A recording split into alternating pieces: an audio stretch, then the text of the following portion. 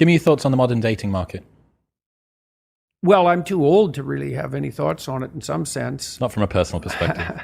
Well, I don't understand it at a level of detail. I do know some things that are happening perhaps at universities where there are far more girls than boys, or women than men.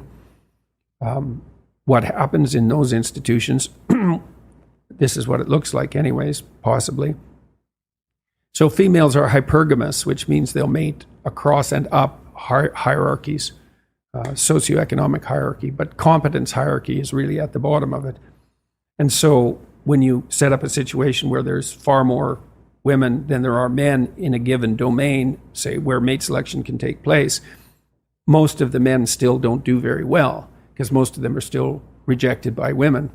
But a small minority of men do extraordinarily well if you think well means unlimited sexual access. And so what's happening in the universities is that a small minority of men have sexual carte blanche in some sense.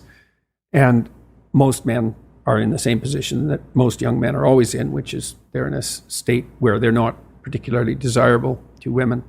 And then the women, of course, are terribly frustrated because the minority of men that they would really like to have long-term relationships with, it's a seller's market for those men. They're not settling down. That's the sex ratio hypothesis. Yeah.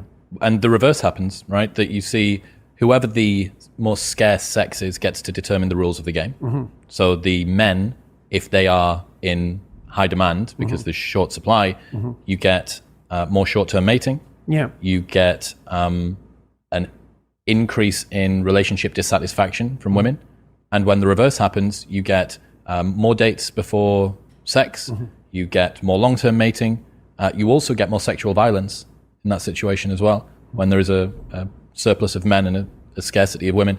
But I think there's something... You also get far more unstable societies.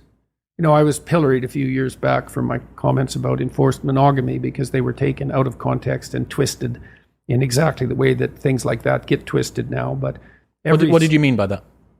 I mean that one human universal is the construction of societies to both mandate and reward monogamy. And there's all sorts of reasons for that. It's because it's the best long-term solution, fundamentally. But one of the reasons for that is that when women are scarce, men get violent.